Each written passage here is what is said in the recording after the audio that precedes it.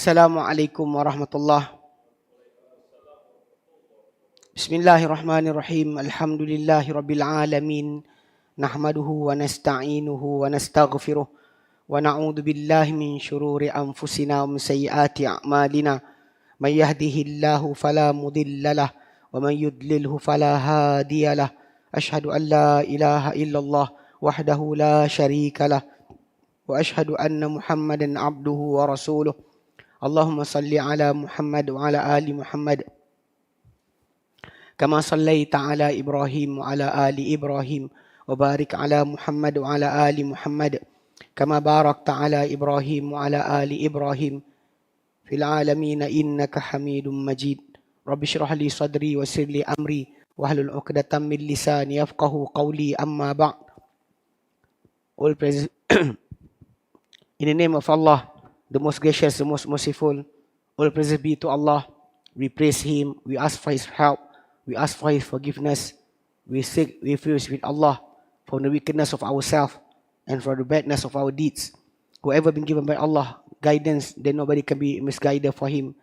Whoever been misguided by Allah, then nobody can be a guider for him. I bear witness there is no God to worship except Allah, only Him, no associate for Him. And I bear witness that Muhammad is His messenger and His servant.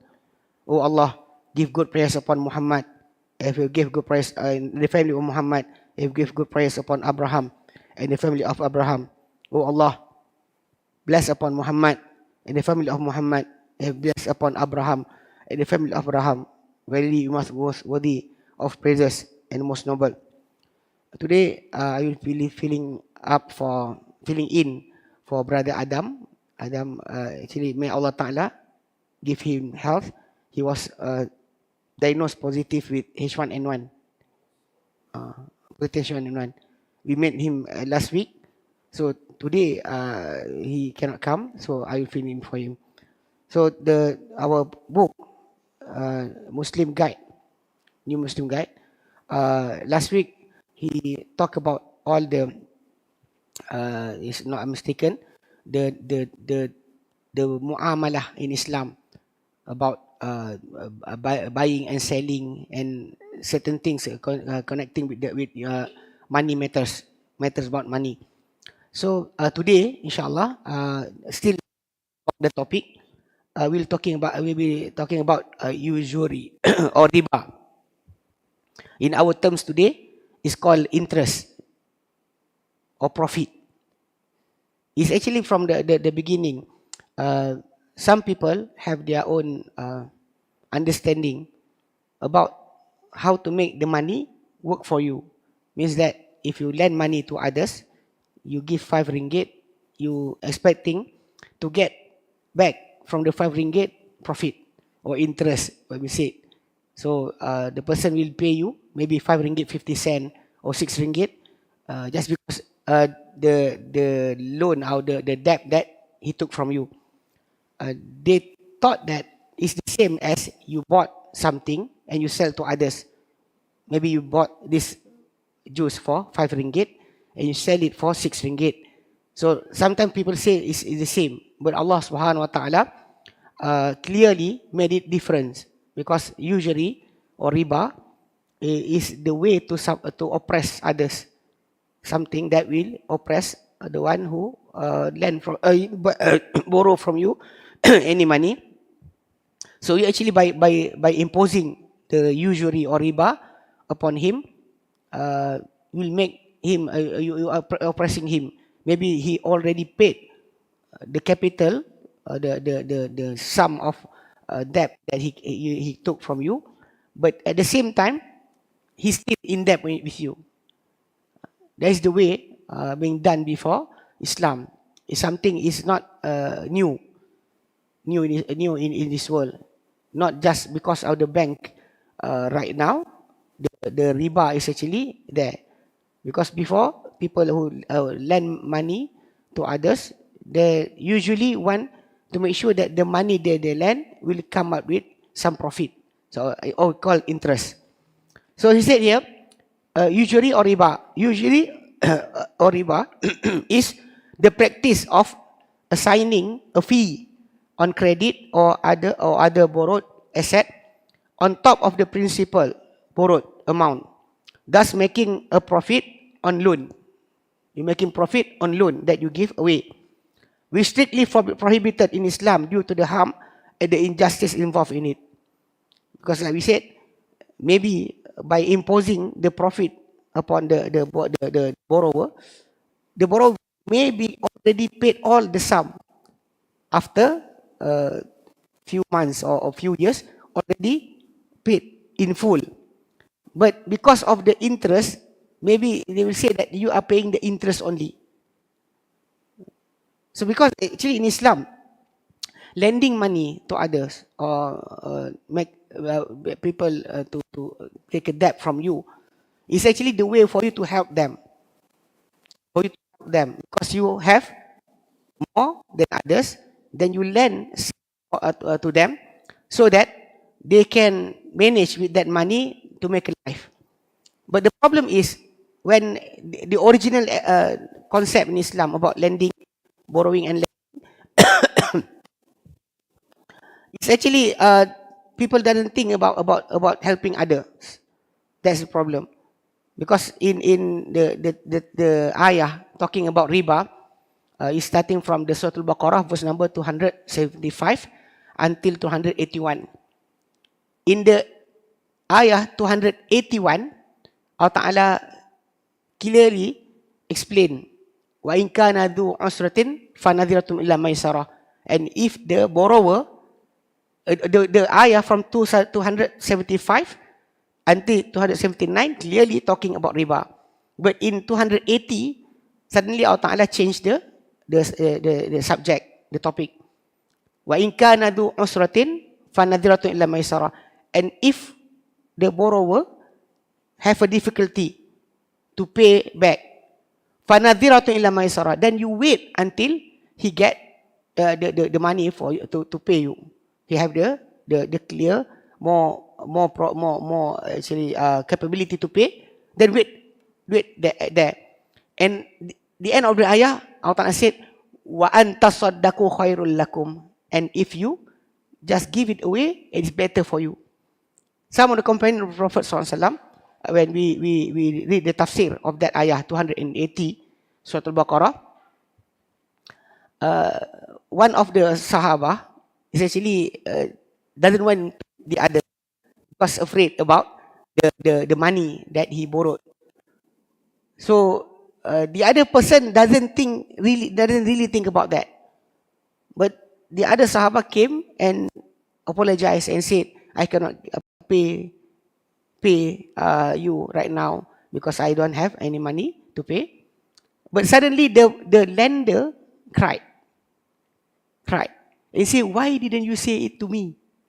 Because Allah already said in Surah Al-Baqarah, 280, Saddaqu khairul lakum. And if you give it as a charity, give it as a sadaqah, it's better for you. Because originally lending money to others, especially in Islam, is encouraged to help others. And if the person cannot pay it back to you, if you are really rich, then do it. If you don't have any, do that. Because we really think about that person all the way, all the time. You think when he will pay me, But if you have more, then you don't think about that. You lend it a little sum of money, so you don't think. You just wait for the payment from Allah Subhanahu Wa Taala. Because Allah Taala said in the Quran, "In tuqridullah qardan hasana." If you give Allah Taala qardun hasan, the qardun hasan in the concept of banking in Islam is when a person, money in Islam, in person give another person to borrow from him money, but this person that lend the money, he doesn't really want the person to pay, but he don't say it as sadaqah. He wait. If the person have the capability to pay, it's okay. If not, then he will ask from Allah whatever the payment he will get, because that is the real reason why lending and borrowing money is actually being given permission in Islam. But the problem is when people impose, usury or riba on that sum of money being as a debt. Upon the debt, there's some profit there. Riba is different, is of different types, but more serious type of riba, and thus the one that is all the more unlawful is the relating to loan and debt. Here actually when the author is explaining, he actually just mentioned about the way riba be imposed in debt or loan. But the other types that not mentioned here is riba upon few minerals or food, because in riba there's two type of riba originally. Riba of excessive means that when you bring an exchange, the other party must give more than the another one. It's happened in the time of Prophet when they exchange or between why the voice actually come and go. Okay, dates. You know, like in our time today, you will see people like ajwah, but ajwah, the black one.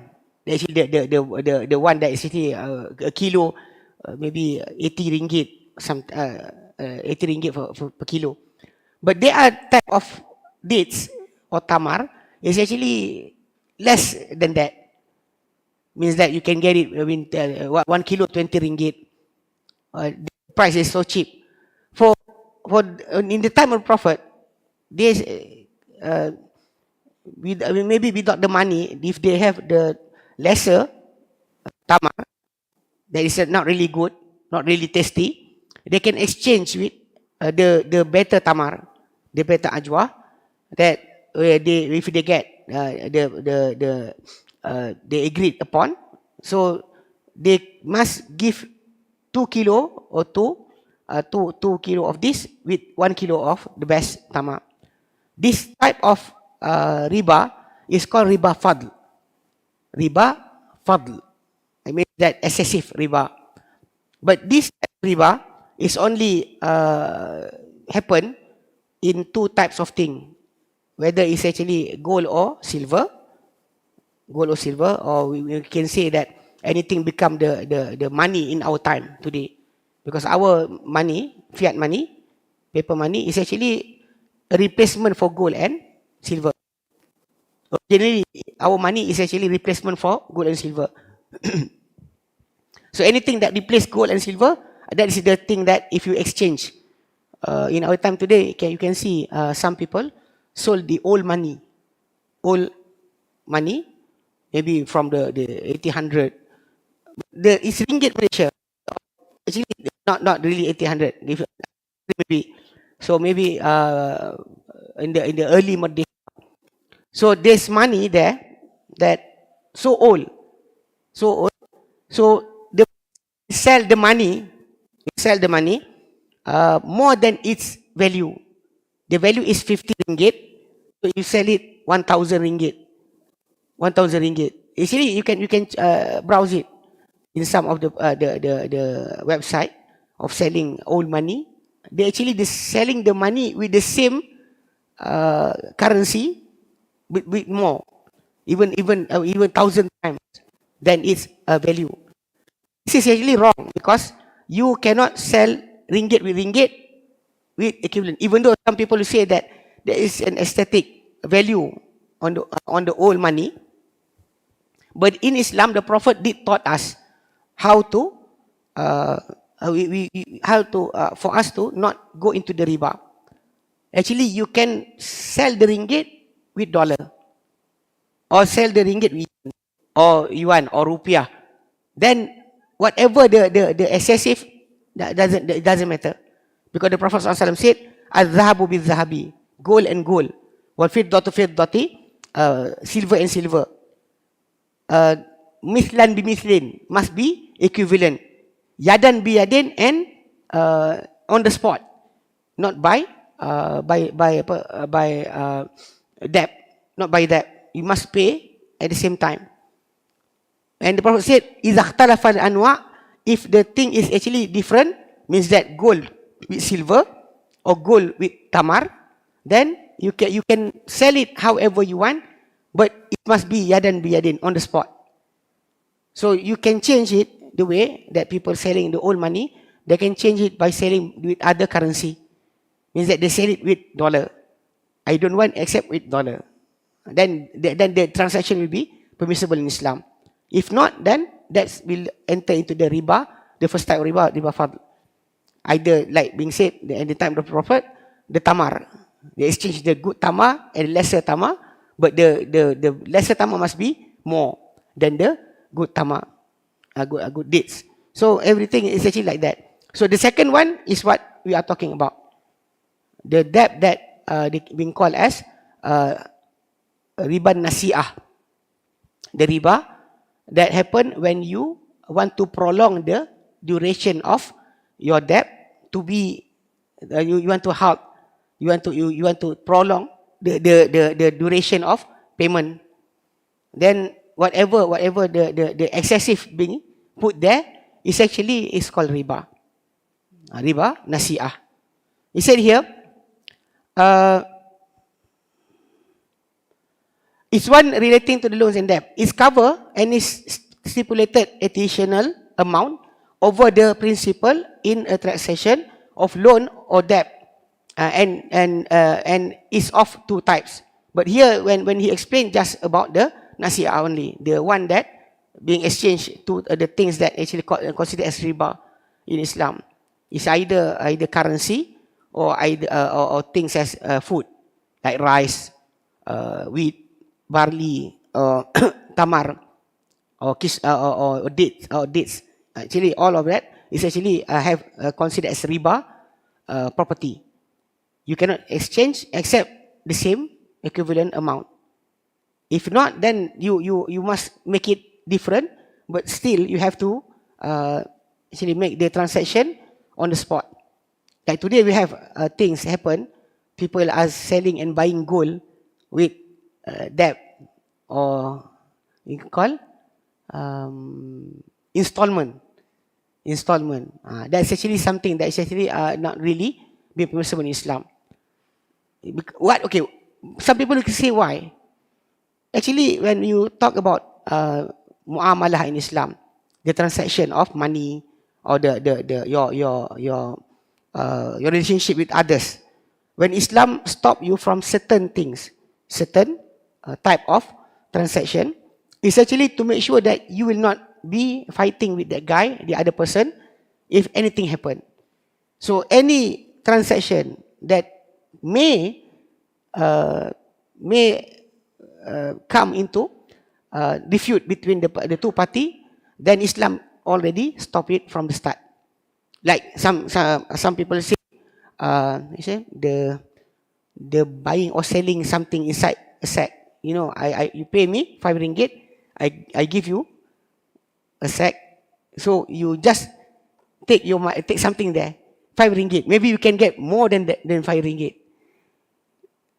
The thing, maybe somebody will say that I agreed with that terms. So how can it become an oppression? It's not an oppression. I agree and please with the way. When you say apa, gores dan benang, something said gores, something that in our shop when we were small, there's called tikam. You pay 1 ringgit. There's big cardboard there. So you just pick number. So if you get something there, maybe the 1 ringgit that you pay is so less than the thing that is there. It's actually gambling, the same as gambling. But some people say that I agreed with that. I think there's something they pay something. Want to get more money inside. You pay 5 ringgit, you take some paper inside there, 50 ringgit, you get 50 ringgit. Now that thing is actually, even though people will say that it is being agreed upon by all the parties, in the end, if you get something, you will be pleased. you will be happy. If you don't get anything, what inside your heart? And the other party also, if you win all the big prizes, he will be in loss. He will hate you. That being happen right now in the places of gambling in USA. If a person know how to count the card, they are banned from coming to the casino. Means that they also will not like if people are winning. So the same thing, the thing is actually will make refute between two parties. So Islam from the start doesn't give permission for that type of transaction or buying or selling. Or some people say that I've sent you something inside the cupboard. Pay me 10 ringgit. Thing will be better. What is it? Just pay. It's gonna. Then Islam, you have to see the thing. See the thing, know its size, volume, like we do in online buying and selling today. If you're not careful, look at the explanation, description of the thing, you may happen be like some of our friend. He went into the AliExpress website or application and look at a picture of something. Actually, in description, the thing is the thing, but the picture of the thing. So he paid. But when the thing came to his house, he looked at it, it's just open it, it's just a picture for him to hang. He want to buy the thing, but it's not there. So Islam from the start, this type of buying or selling in Islam is not permissible. Because it have it's called gharar or trickery. There's trick inside that buying and selling. So the same in usury. Usury or riba is actually being stopped by Islam because it will make an oppression from one side to the other, and also making enemy with others. If you want to read about this, you can find a book, not written by a Muslim, a book, a novel, Crime and Punishment. Who have read it? Crime and Punishment. Theodore Dostoevsky. I cannot mention the name correctly. The name first, Theodore, yes, Dostoevsky. That guy, he wrote a book about the day of usury. Theodore Dostoevsky, he was sent to a prison in Siberia. So there, he met a person. This person, at first, he was a medical student. Came into the city. His family sold all their land for him to go further study. But when he arrived at the city, he have a problem, and he took a debt from a Jew woman. It's been mentioned there, Jew woman in the city, and because of the debt, there is a usury being imposed upon him. So he is paying to the woman until in the end he have to stop his study, sold his book, and last become the slave or the worker for that old Jewish woman. In the end, he took matters in his hand and killed the woman, and portraying himself as the hero, because the death of the woman is actually releasing not him only, but all the people under the debt or the usury from that woman. That book, Crime and Punishment, you can find it. I think the PDF version also there. Theodore Dostoevsky, one of the most prominent writer from Russia. So he put there how the usury actually will affect not only the life of a simple person, but all the society. All the society will be harmed by the usury. He said here, that's the rule or principle you have to understand when you want to say about riba. He said here, every loan or debt from which the lender makes profit from it is actually riba. It means any loan that the lender get profit from that person, not only to help him, but I get something else. That is riba. Even though not money, like you say, I lend you 10,000, but you must clean my house. The work of cleaning also is called as riba. Because the lending of the money must not making any profit from it. Because like we said from the start, Allah Ta'ala always encourage us to help others and to give money to that person as a debt, as a lend, for that he can pay back after sometimes, is also a help for him. To give charity, sadaqah is one thing. To give that person debt also will get you reward from Allah Subhanahu Wa Taala. Allah will give you reward because it is also a type of help to others. It's not just because you give away, but you give him to make life out of it, and after that he repay you the debt. Is also will get you reward from Allah, not only in giving away, but also in giving a debt or lending money. Riba on debts. He tried to explain riba on debts. This type of riba exists in every debt, which carries a stipulation binding the debtor to pay the creditor any sum of money in excess of the principal of the sum of the debt. He gives example here. But it's happened after being agreed. Means that I borrow you money and you pay back in certain period. But after the period pass, you cannot pay, then I will impose on you more, or we can interest or profit that you must pay to me. This is the type of lending or riba, or usually that you can see in our society. It's called along. Some I don't know. Huh? Kocha? Rocha? Locha? Oh, loan shark. Oh, loan shark. Loan shark. Actually, in our society is there. I don't know of our society. Maybe there are some people. They put the agreement that you must pay, but if you don't pay, then the sum of the money will become triple, will become more than that. Even sometimes that we said, maybe by paying back the interest only after a while, you are actually already paying all the debt. But by the agreement, you are still not paying anything. That's the thing that we understand.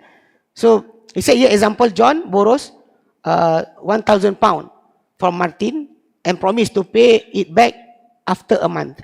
However, John finds himself unable to pay the debt of after a month. And so Martin, the creditor, stipulated that John either pays the debt off without any excess of the principal sum of the debt, or pay 1,100 another month. Means that you delay and you add up. Every time you add up. It's the same that you actually having in the loan that you took from banking system right now. Anyway, okay. If, however, he cannot possibly pay the sum of either after a month, Martin will defer payment another month on condition that John pay 1,200 pound.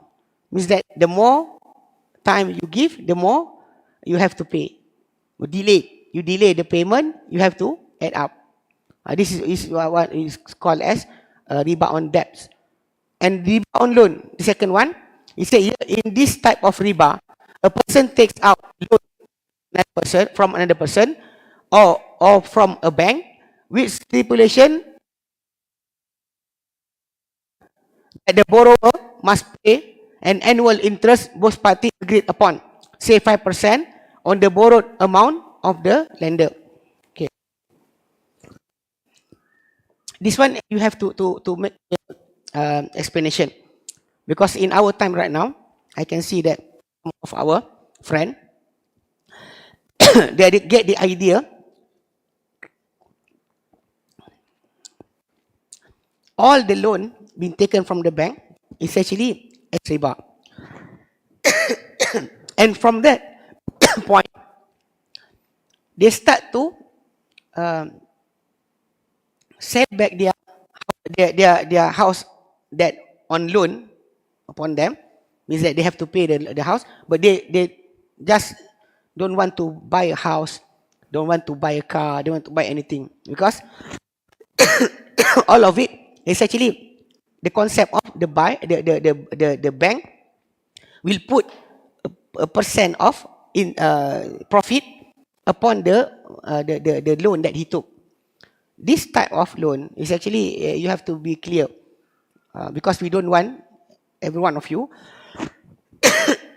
after this start to sell out their houses, don't want to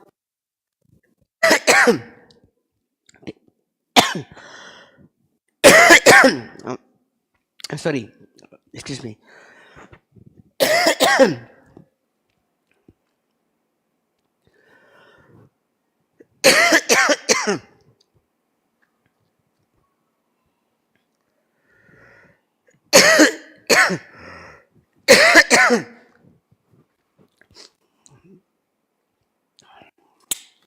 Bismillah.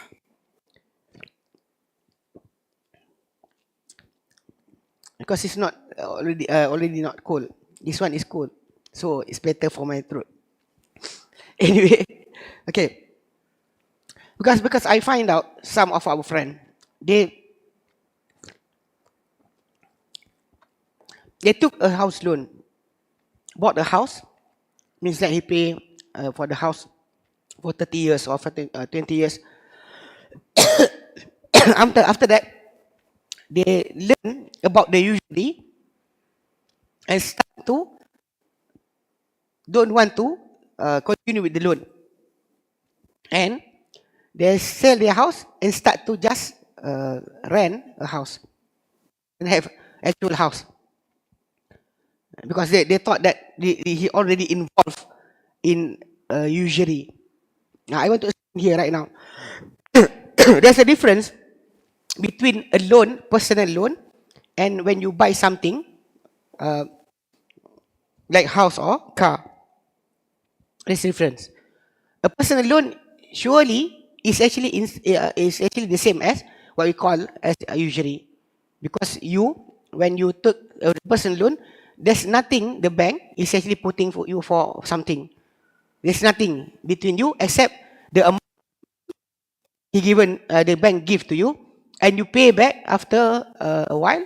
Then the bank will put a profit upon the loan or the debt. That's so clear about the usury. But when you buy something, that the bank must buy it first from the car maker or from the development company for the house. So the bank is actually paying or paying directly from the company, and they are selling. The bank is selling to you the thing, the house or the car, with profit. I say I bought this juice with around 5 ringgit. I sell it to you 50 ringgit. If you agree upon that, it's okay. There's nothing to say about how much to be taken, how many percent. There's no such thing. As long as you bought the thing, you sell it, you buy with right now on the spot, not with cash. Essentially, you buy it with a certain amount, and you sell it for installment for another parties with another amount. That is not called riba. The problem here right now in our system, that we cannot do anything because the national bank or the bank negara, they put the regulation that all the bank can only make product for loan or anything with what the national bank give permission for them. If the type of loan or lending is not being give permission by the national bank, then the thing cannot be done in Malaysia. Like some of the loan is the type of loan like Al-Rajihi Bank. When they came to Malaysia, they are actually restricted certain types of product that they have that is actually no harm to any party. Like my friend before, the product, but the product is actually cannot be by the regulation by national bank. He said here, my friend said he have an account in Citibank. So he went to the Citibank and he said that I have a house. So I want to buy another house. So can I get a loan without any interest by bridging, like a pawn, like I putting my old house to the bank, and I get buy the other house without any interest. So the bank, Citibank, is not an Islamic bank, but they have that product. They took the house, old house, as a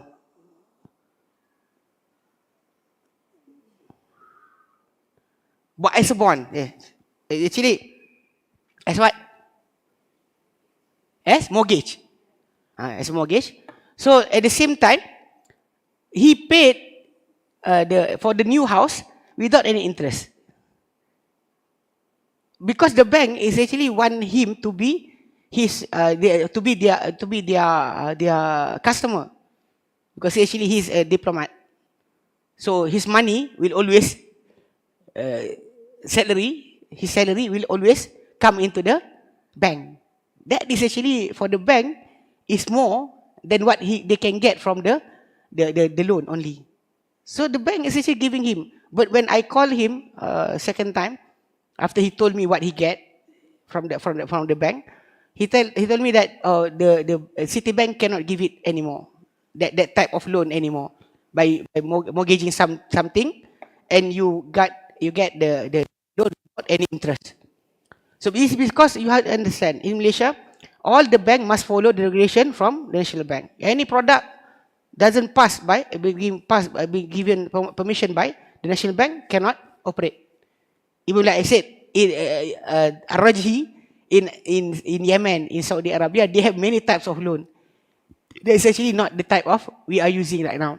But the one that we are having right now is the same what being given by the national bank. So you have to understand that the bank is actually really bought the house or the car from the company cash. Even they said 50%, 10%, 100%, they already paid to the developer. And after that, they are selling it to you in installment. Actually, the thing is there. But the problem is, the technical problem, bank doesn't become the first owner. It's not the first owner. The bank only the financer. So actually you, developer, the bank only third party.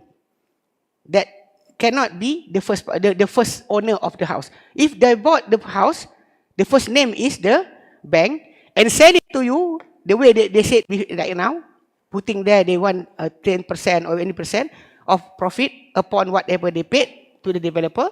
It's actually permissible in Islam. The problem is the name cannot be put there. The bank become the first buyer.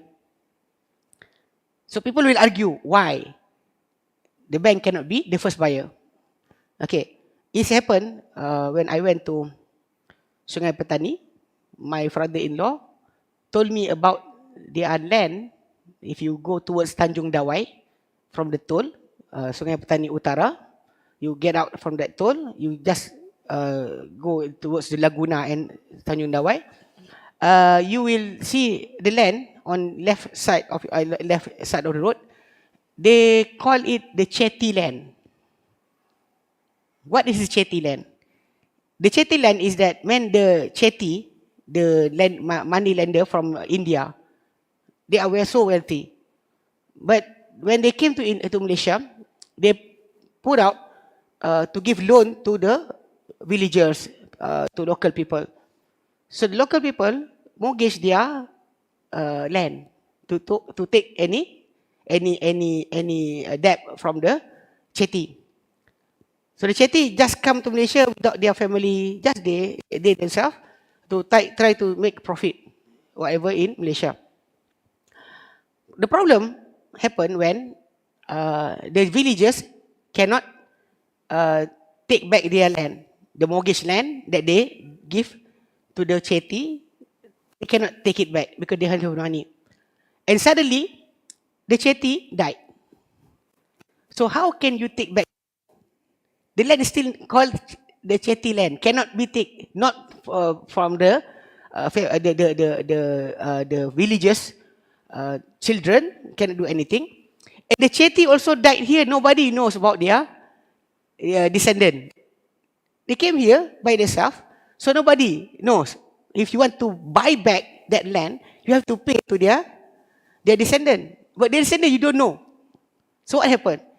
It happened here that they make a study that if this happened in Malaysia, so all the foreign banks give loan to the of Malaysia, and suddenly they get together that all the land, maybe someday Malaysia will be owned by the foreigner, not Malaysian only. That's why the bank being put out the clause that they cannot own the property, but they can, not sell, lelong. They can auction the or the car, and they can take back whatever they want, and the excessive will be returned to the family. Means that they cannot everything for their self. That is just to secure, to make sure that the land in Malaysia doesn't belong to the Hong Kong Shahid Bank or Citibank of America or any foreign bank. That's why even the local bank also cannot have the property. They can only auction back the car, the house that you buy from them in loan. So they have the right to ask for the land to be the house or the anything, the properties to be auctioned for them to take back their money. That's the only thing. They cannot own. They cannot own, then they cannot sell it by selling. They can only auction the property. So because some people, if you understand the situation, you cannot say totally about the loan for the house that you took. It's actually 100% usury. I can say something like that. It's actually because also for the benefit of the Muslim, you must buy it. If you let it for the foreigner to buy, then suddenly the land being bought, all the land being bought by the foreigner or the non-Muslim, then what is left for you? So that's the thing that the buying and selling a loan in bank to make a further explanation about when we are talking here right here, because the bank is actually really they bought the thing, the property or the item from the seller or from the developer, cash. They pay it cash. You are paying them your duration time. Then they have the right to make sure that you are they are selling to you, they are buying it and selling it back to you in installment with profit. So this is actually not forbidden in Islam. The problem, that technical thing that I said to you about the name of the you bought. This name is not the bank. You are the first name. Then the bank is called as financier. Even though under the grant, you can see that it put there, the bank have the right to to claim the car or the car or the house is put there in the clause down of the grant, the certificate of the car. You have to know about that. So it means that you are not really separated from the bank yet, because you are still buying from them, but you are buying by installment. So you say here, example, John is interested in a house which is worth 100,000 pound, but doesn't have enough money to purchase it. So he takes out a loan from the bank on the condition that he must pay the bank 150,000 in monthly installment over the period of 5 years. Riba is strictly forbidden. So it's forbidden in Islam. And it is one of the major sin. As long as the loan is taken out with interest. Whether it is an investment loan or financing a business or industry or purchasing a vital asset such as a house or property, or a customer loan for personal, family or household purposes. So that's actually the explanation I give to you right now. If you just read here, you don't understand about the situation. Maybe you get back at your house and start to think about, don't want to have that loan anymore, and start to sell and start to just rent a house, doesn't have any property, and you don't want to buy a car because you don't want to have that same loan, and you just use Grab for your transportation. Maybe happen like that. But so I explained to you for you to understand that the situation is not the same what being said here, because this book being written by people who actually staying in Saudi Arabia. So they are seeing the thing the way they are. We actually having this rules and regulation that cannot make us go out of the circle. The same as if you read about maybe last week, Brother Adam said about insurance. So insurance in Islam, if the way that conventional insurance is actually is wrong, and actually it's not halal.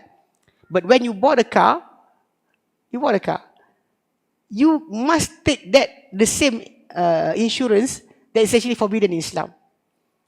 They can change the name as takaful or any other. Is there any other takaful or something? They said they said that this is Islamic insurance, but the principle is the same. You just pay. Is nothing happen to you, then the money goes to the company. If something happen to you, to your car, then the company must pay. It's just like clear gamble. What happened? Is that the insurance? But the thing is, insurance for your car, you must have it for you to drive the car on the road. You must have that. Even though if you see towards the principle of that insurance, it's really not just, not fair. The company will eat up everything as long as there's no accident. So they're eating all the money, investing it in whatever they want, and you actually paying clearly for 10 years, for 5, 6 years, 7 years, just like that. What do you want to ask? Hibah is actually for you to grant, to give away your money without any return. That the word being used, hibah. If I ask you, do you want to hibah anything to anybody else? Your car, your money. Nobody will just give it like that. So they're actually selling the product. They're using the money, but they're putting the words there. This is hibah. This is not like this permissible in Islam because it is hibah. Then if the conventional insurance use the same terms,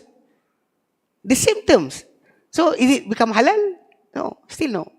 So yeah, you must understand. So about financing, your buying a house, buying a car in our situation right now, because there's no, we say, the regulation is stop the bank to become the first owner.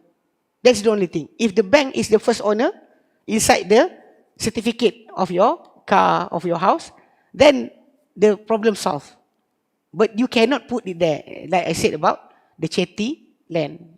Chatty Land, that actually in Kedah, I see so many of that, or Penang. Because the Chatty died, no descendant with him, the family cannot buy it back. So the land, even the government cannot take it. The government cannot take the land. Because you want to take a land, you must take it from the person that have the land. You have to give letter to them saying that the government is taking your land and we are paying you the sum of something, or because of something. You have to address to somebody. But now, the Chatty Land, you cannot buy it from anybody. How can you take it? How you take the land? You can acquire the land. So the government cannot do anything. Because of that, that is the regulation that the bank cannot be the first owner of any properties or a house or car or anything. They have the right to claim, but they are not the first owner. They pay everything to the company, cash, but they sell it to you by installment, but they will not be in the first name inside the property. So understand? Until now. You have any question? Any question? Bagi microphone.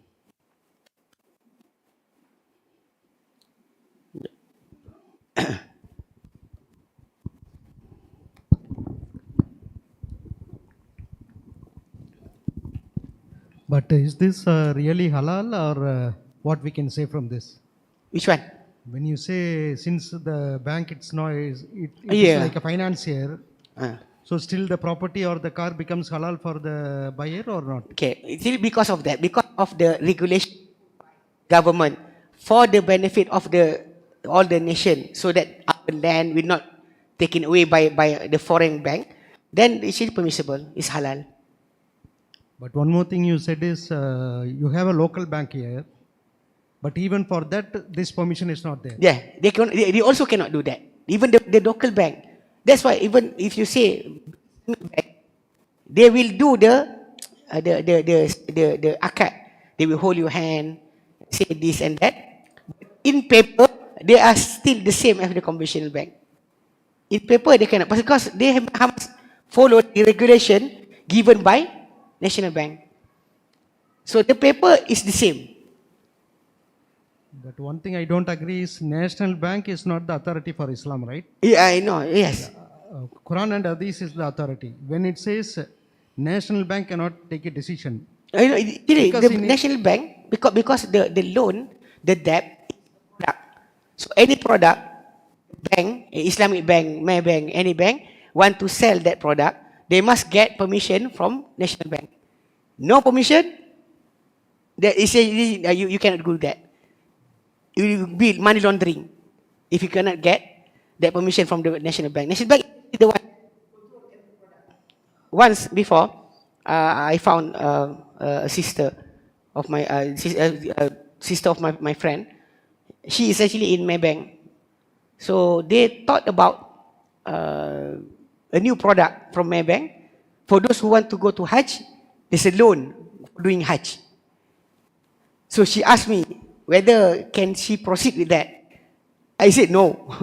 I said no. Because if you have the money, then you are obligated to go to Hajj. No money, you don't have to find that money to get to Hajj. You have the excessive money, yes. You don't have it, it's not obligated for you. Like the zakah, when you have the alms, when you have the money, then the zakat is on you. If you don't have the money, there's no obligation upon you. So the National Bank is controlling everything. So the bank, even though they want to do the Islamic way, they cannot do it. Even if they want to do it. And at the same time, buying the property or house, buying car for convenience for your life, is actually you cannot say that you will not die if you don't have a car. You can walk, surely, from Shah Alam to here. I don't know if anybody had tried. Because there are people walk to Hajj 6,000 6,000 kilometer. There are people you can do, but your life will be stuck. It will be difficult. In Islam, there are three things.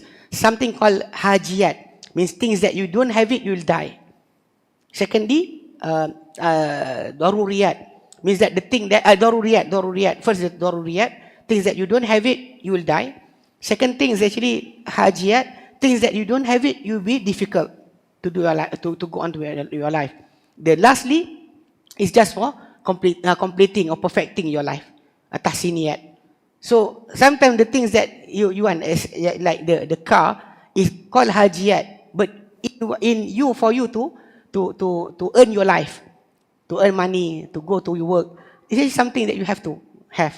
Even the motorcycle, you have to have that for you to make a life right now. If not, if you stay in the village, you can do like that. Just by cycling, you can sell everything, do works there. In the city, I don't think you can do that. By the highway, I don't know how can you get out from the highway. Just walking. I said that is the thing. So if you say about the local bank, they also must follow the regulation, the same regulation. That's why even the local bank, like Malay Banking or Maybank or CIMB, they cannot own the property. They must auction it. If the person doesn't pay, they must auction the property. 3 questions, Ustaz, if that's okay. 3 questions, yeah? Okay. The first one, is gold allowed to be sold online? First one. The second one, I was the one who asked Brother Adam last week about insurance. So is it allowed to take insurance? Because I don't take any insurance currently. So is Islamic insurance allowed? Second one, I think. Okay. Firstly, about buying the gold online. Yeah. Originally, like being said by the Prophet sallallahu alaihi wasallam, our Prophet said, "Adhabu bidhabi, wal fiddatu bil fiddati." Gold with gold, silver with silver, salt with salt, date with dates, grain with grain. So all of it must be sawa with sawa, yadan biyadin. If the types of the thing is different, like gold and with silver or anything, then it's permissible for you to sell it however you want, if yadan biyadin, hand by hand. Okay. If about the selling online, gold online, if they can send you and the gold, and you can secure the gold to take it from them, there's assurance that you will not lose anything, yes, you can buy it. But if just an account, a gold account, no. Because right now, there's something they call quantum metal. I read about it yesterday because somebody asked me. So they actually giving the thought about if you just buy a gold, you got the gold. Then if you sell the gold, you just got like that, 1,000 ringgit. You buy a gold with 1,000 ringgit. After a year, if the gold become 20% higher, then you get whatever 20% from the 1,000. They said that if you invest in us, our account, you buy the gold with 1,000 ringgit, we will help you with another 9,000 ringgit. So the gold is actually 10,000 ringgit value gold. 10,000. Pay 1,000, you get 10,000. So if you sell it after 1 year, if the gold increase by 20%, you get 20% from 1,000, 10,000. This 1,000. So the problem is here, they are selling. They actually try to gather the capital from people. I don't know where they invest it. Because gold is actually something is rare material, rare mineral. You cannot get gold by abundance. If you can get gold by abundance, then the gold will lose its value. It's a thing in front of you, abundant, then the value will decrease or even without any value. Like a person having Musang King orchard. You know, he have all the Musang King there. So for him, the Musang King is nothing. For us who doesn't have, yes. But if everybody is, like right now, planting Musang King, so you have 10, our brother had 20, 23, I have 100. So in the end, what happened to the Musang King? What happened? So the same as gold. If they said that if you buy from us 1,000, 10,000 value of gold, imagine, do they have that abundance of gold? Let's say the people of Asia, 15 million, bought 1,000 each. All of us, 1,000 each. We have to pay for 10,000. Do they have the equivalent of 15 billion gold in their reserve? Because if all of us bought 1,000, so they want to pay 10,000. Then if you times 10,000 value of gold, you times it with the number of 15 million people in Malaysia, you get 15 billion. 15 billion. Do they have that type of gold? Then here we know that they are actually gathering the capital from everybody and promising that you can take your gold 24/7. But at the same time, I don't think that if every person go to the bank want to take the gold, they will get it. It have happened before with the Geneva gold. If anybody of you heard of Geneva gold? No. Actually, it's about 8 years ago. Even our student in Taman Tun, Dr. Ismail, most of them try to go into that Geneva gold. They said that if you buy gold from us, we'll give you profit monthly. So I said to the sister, are you buying the gold or you are investing in the company? No, buy. You get the gold. Why are they paying you? Why are they paying you profit? She said, I don't know. Maybe because they are so rich. I think even anybody is rich, they will not give you money just like that. That is actually marketing. I said to the sister, marketing. For them to encourage you to buy from them the gold. The first tier, they get the gold, the actual gold. When they come, they said, I want my gold, so they get the gold. But the second tier, the third tier, they will not get the gold anymore, only get a serial number. So in the end, the National Bank blocked them because they are considered money laundering from the people because the gold is not there. So careful about the gold. That is why the Prophet, peace be upon him, said about the gold must be yadan bi yadin. Because something happened, the value come up, raise up or come down, you will not be satisfied. If you buy it today, the price is 1 gram 200 ringgit.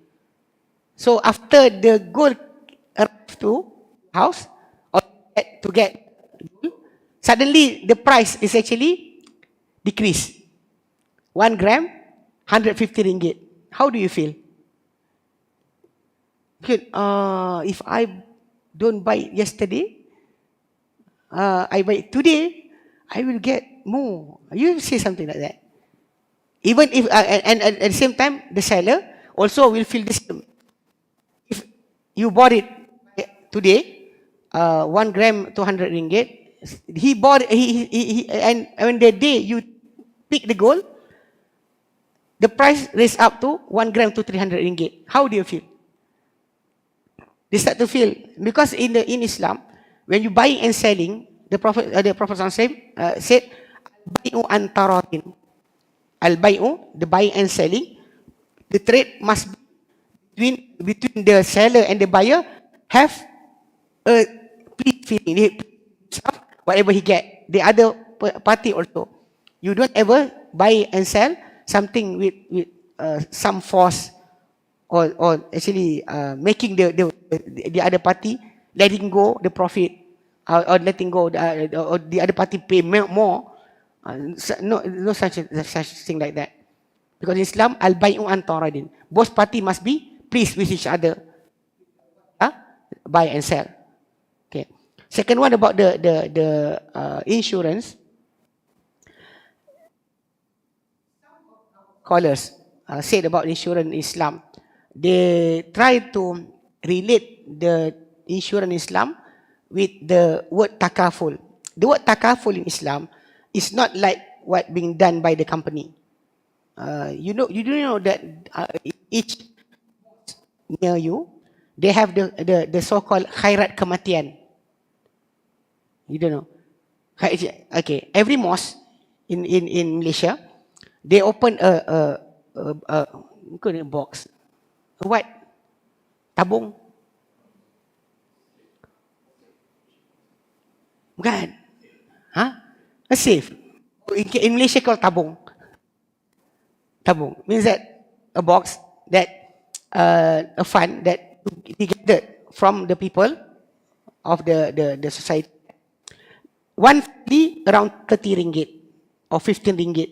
It's not that big, because that fund that the mosque have will be also be helped by the Islamic authorities like Jais or Jawi. They will have the fund to give to the mosque. This fund will be kept safe by the mosque for whoever paid. Anybody from among the family, if they died, all the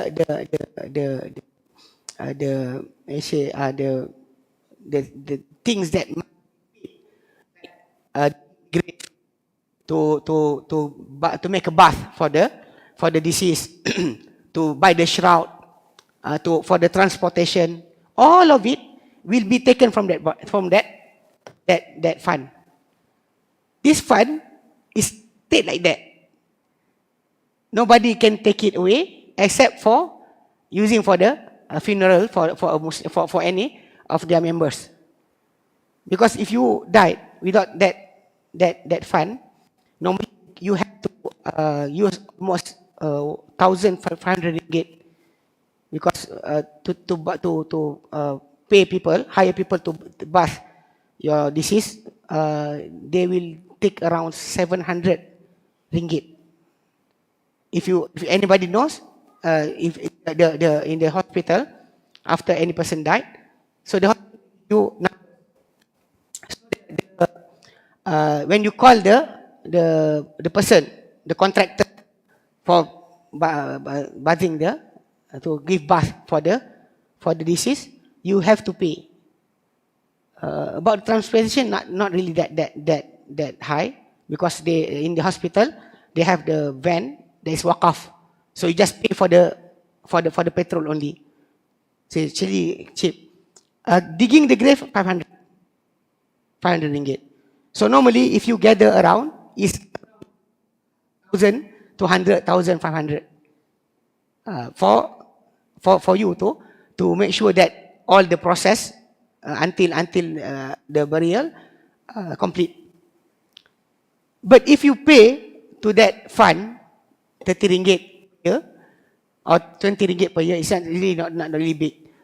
The whole household, your whole household, you, your father, your wife, your children, if anybody from your household died, they will take care for all the expenses. So if that is the thing about the insurance, the takaful, that is permissible. The problem we have right now, that the company that gathered the money, they said to you, you might make this hibah. This is, you make this care. They said for you to say, you yourself, actually, when you buy the policy, the product, you have an intention in your head. You want to do what with that policy? Why did you bought it? You know why. You're not really about just to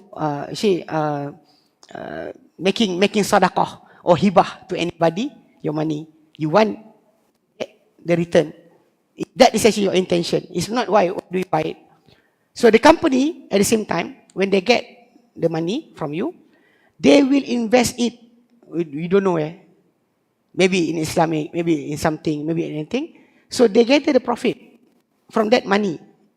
Different with the fund gathered by the mosque. Nobody can take it except for usage of a deceased person who paid to them. So that is the takaful that is actually permissible in Islam.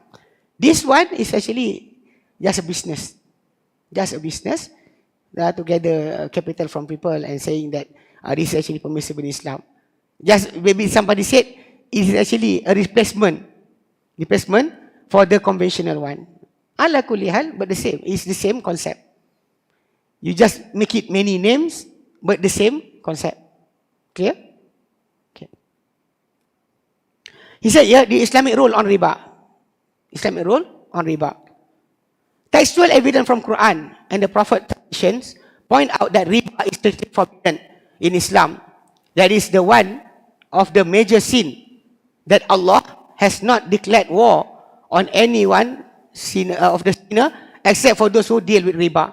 This is actually from the Surah Al-Baqarah. Surah Al-Baqarah, Allah Ta'ala said about that. Verse number 279.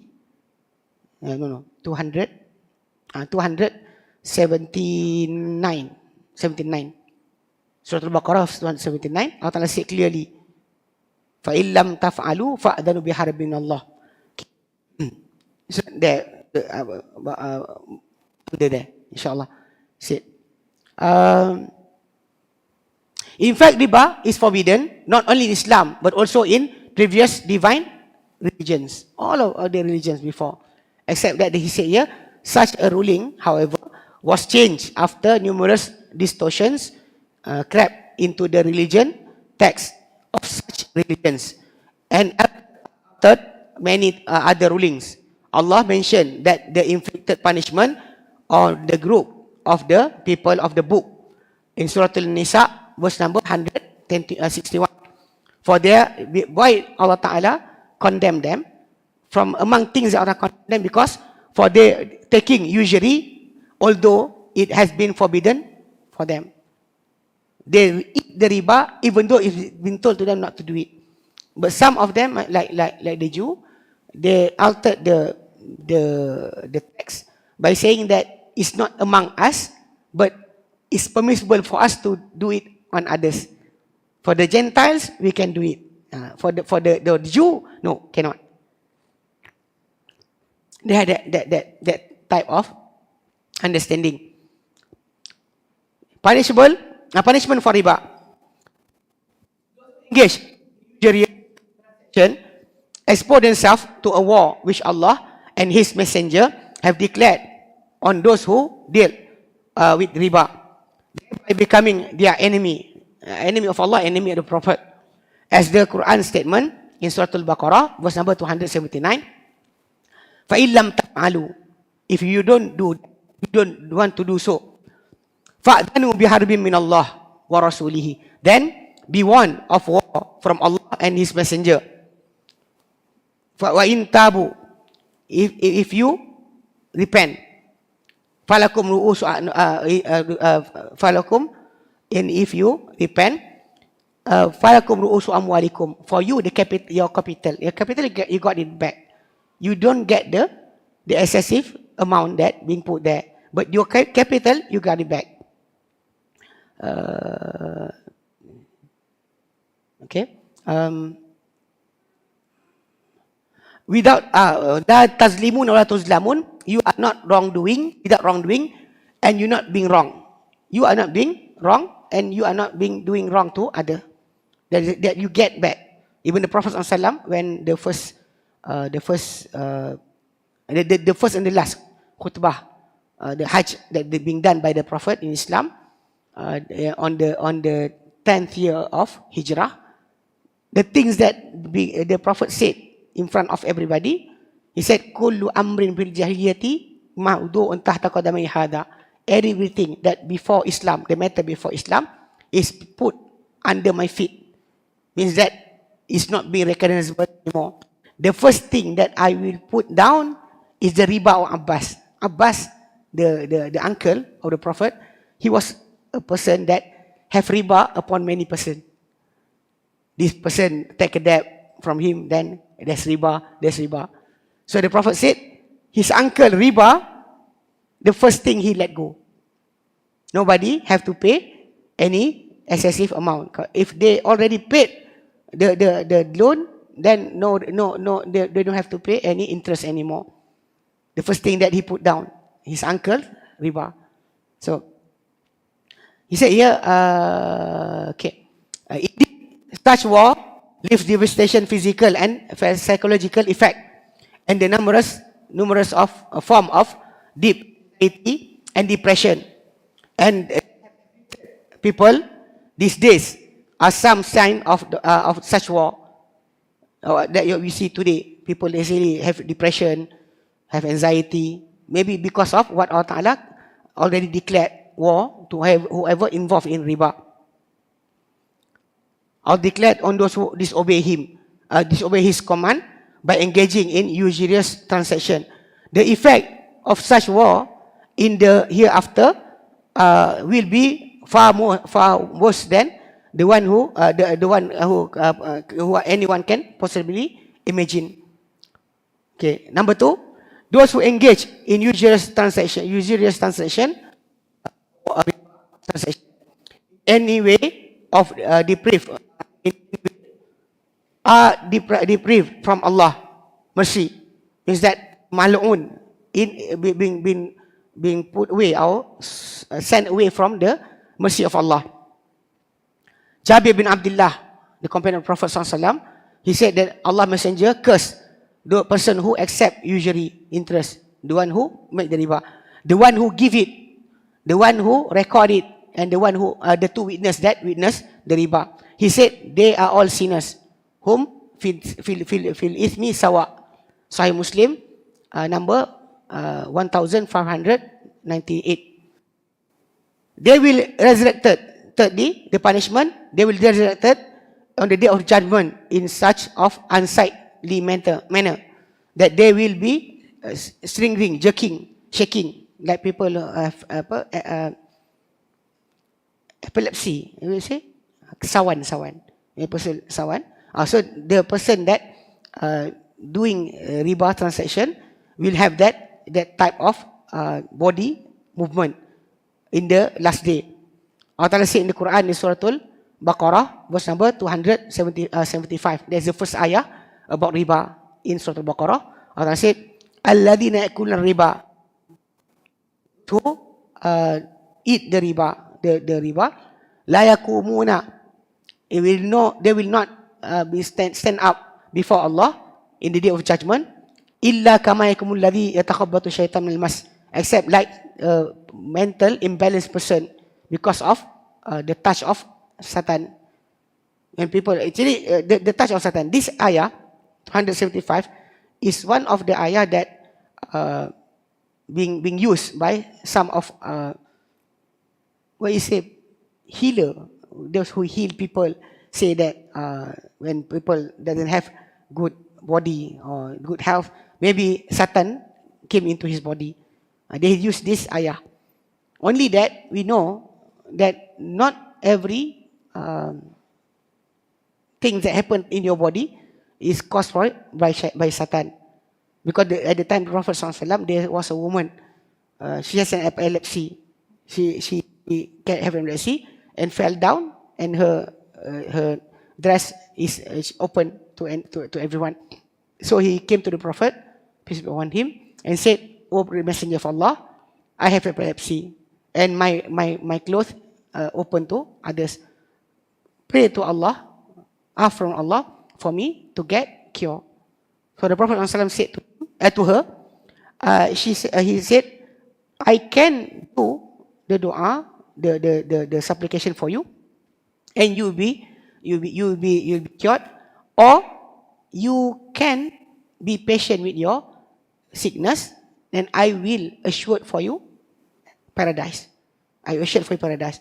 So the companion of the Prophet ﷺ, after the Prophet passed away, the companion of the Prophet actually they showed to others, this woman. You want to see the dwellers of paradise? Look at this woman. So at that time, those people, we until now we have that ideas that a person that will enter paradise must be clean, calm, walk straight, and have charismatic voice and everything.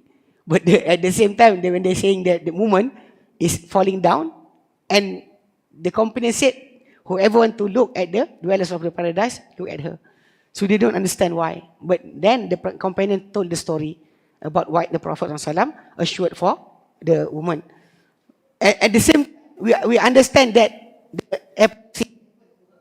the thing that happened to her is not from shaitan, because the Prophet said it's actually because we know now that the epilepsy or anything happened to that people call sawan, because of their nerve system being inflicted. Some of them we can know that they have high fever when they are small, so they can end up with that sickness.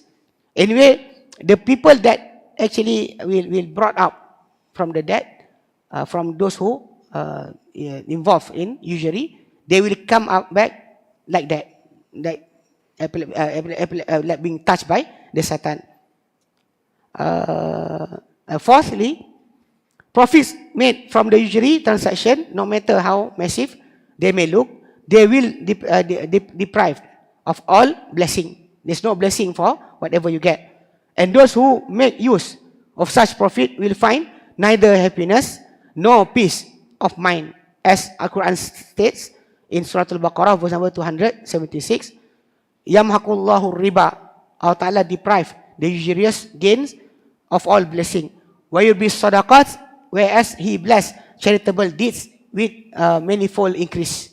So whoever not doing that thing, his wealth will be blessed by Allah Subhanahu Wa Taala. If you can read, you can see this what the happening before in 2011 when the Bank of America, many Bank of America, Lehman Brothers and every big bank, old bank, the founding bank of America, all of them actually collapsed because of usury. The way they did like that, like this. They told people, save your money with us, put your money with us, and we'll give you profit. But you cannot take away your money within a few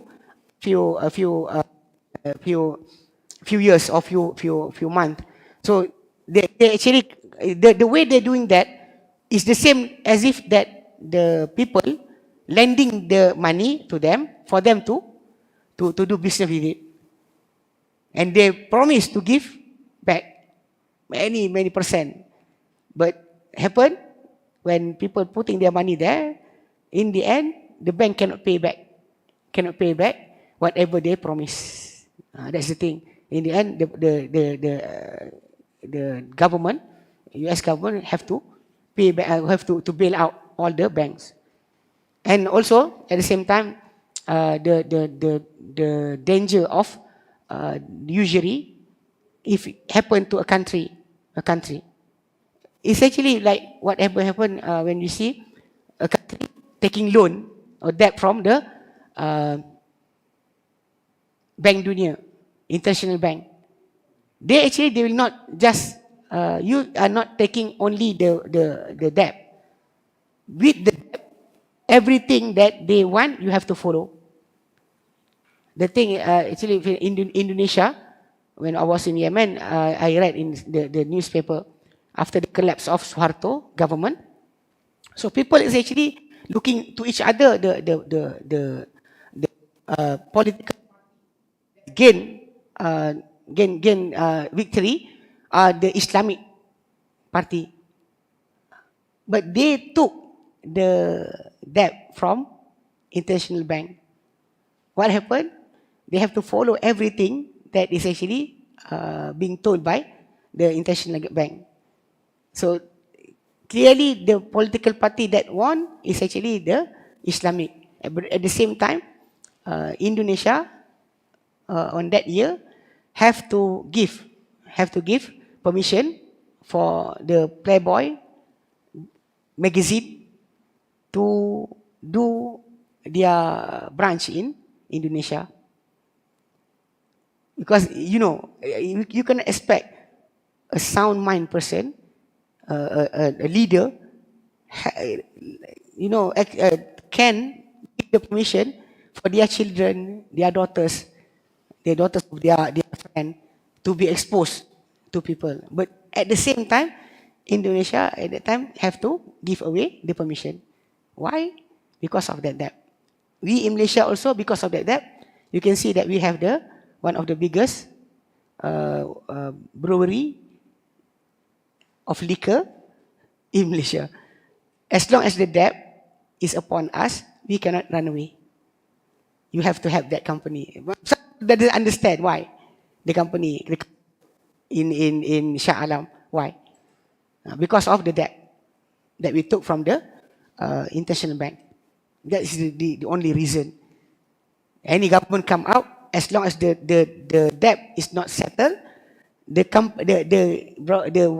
brewery must stay.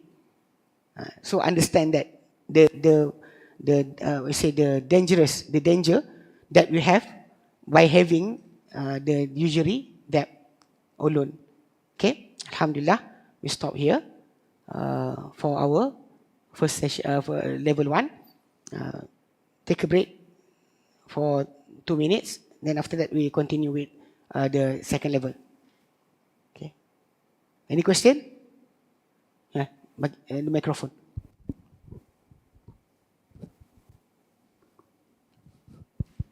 Assalamualaikum warahmatullahi wabarakatuh. Assalamualaikum.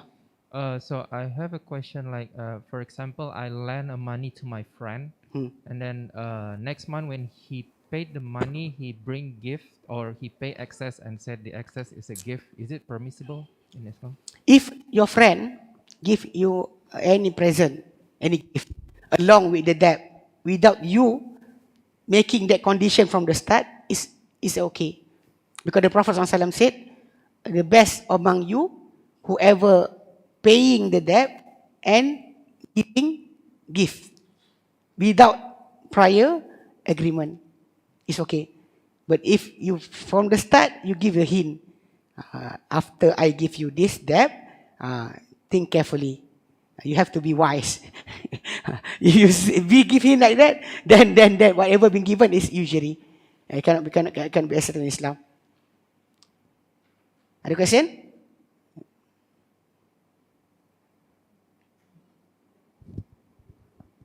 Hello. Okay. Ustaz, I would like to know about e-wallet. E-wallet? Shopee Pay, Grab Pay. So the concept is you put money in the Shopee Pay, and usually they will give free shipping vouchers on Shopee. Is that the same thing as you put money in a bank and they give you something as a gift? Is that called riba? Actually, as long as no deduction been done to your money, means that you put 100 ringgit, it's still there 100 ringgit, but they will give you any gift there for you, it's okay. But if they have to deduct your 100 ringgit, you have to cut off maybe 10 ringgit, 5 ringgit or 1 ringgit for you to enter to make you eligible to get that price, then it's actually not permissible. The same as bank. One of my friend, his wife opened an account in Islamic bank, and by Allah arrangement, she won 1 million ringgit.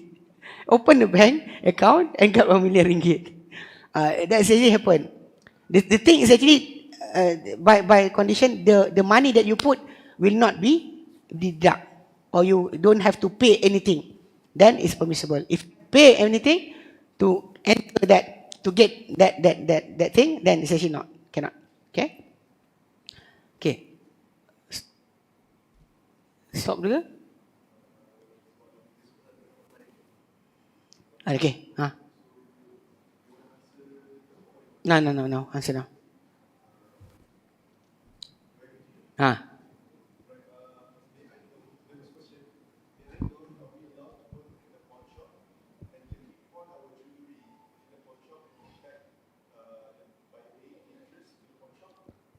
Okay.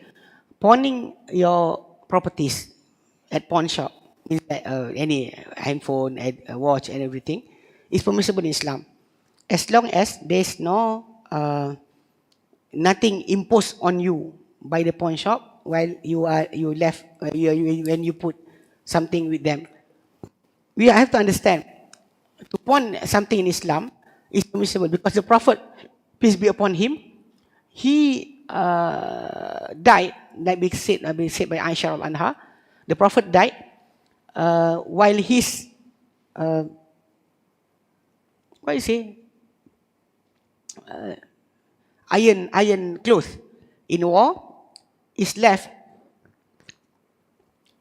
with a Jew. Armor, his armor being left with a Jew because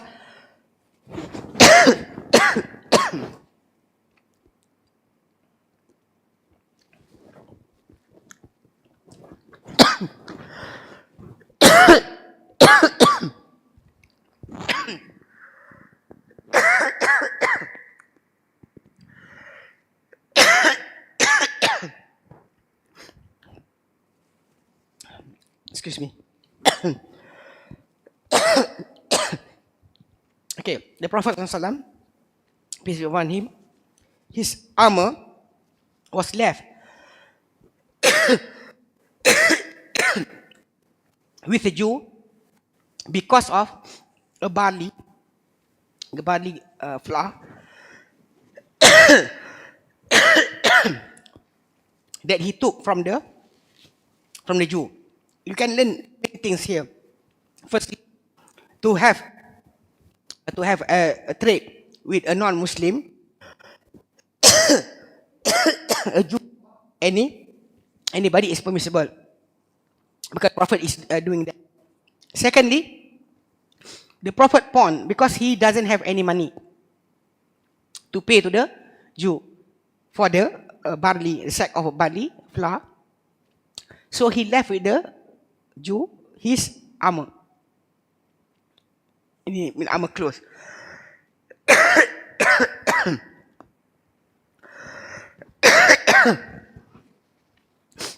But he died, peace be upon him, he died before he can reclaim the armor. So from that point about pawning something, you pawn your things to get money, or you pawn the thing to get something from the pawn shop is permissible. Only that in these days, the pawn shop that we have, they impose upon us monthly, or which means you say in 3 months. In 3 months, your things that being left with them, you have to pay as a box, secure box for them to secure this thing. So you have to pay them. That is still wrong. That is wrong, because that being the Prophet did with the Prophet didn't have to pay anything for him to just take back whatever he left with the Jew by paying back the value of the barley flour. So right now in our time, there's problem about the pawn shop. When they import additional, you get your things, your money, your things is secured with them. You got your debt or your money, you want to borrow from them, but the same thing they impose upon you, like I don't know, secure deposit, something for you to pay, for them to take care of your things. That's a problem there. So if the pawn shop is doing something like that, then it's actually it's wrong. It's usury. Because anything more than the debt being imposed upon the borrower is actually usury, riba. So he cannot stay in that place.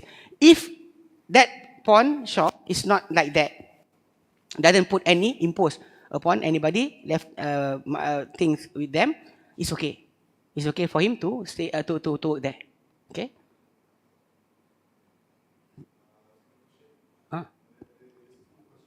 Two more.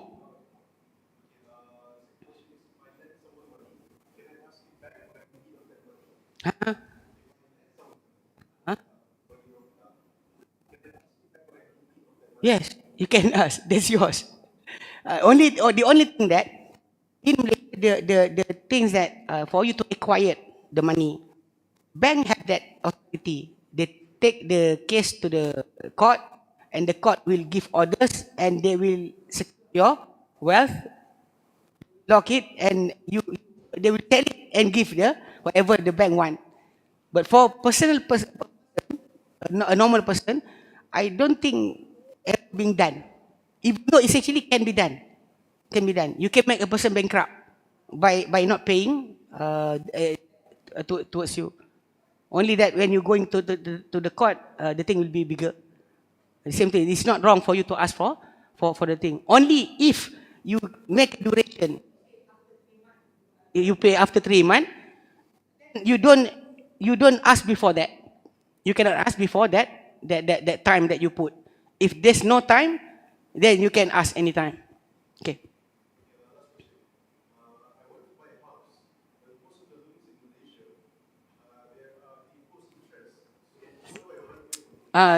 The person to look back at the video. We actually explained so long about that. So just look back. Okay. Okay, Allahu A'lam. Because we answered the question about the taking loan, housing loan in Malaysia. Okay. Alhamdulillah. Second level, just you go through. Okay, stop. Sorry, my throat. I don't know why. This come and go. I can talk for 2 hours, no cough at all, and after that suddenly it came. I cannot stop it.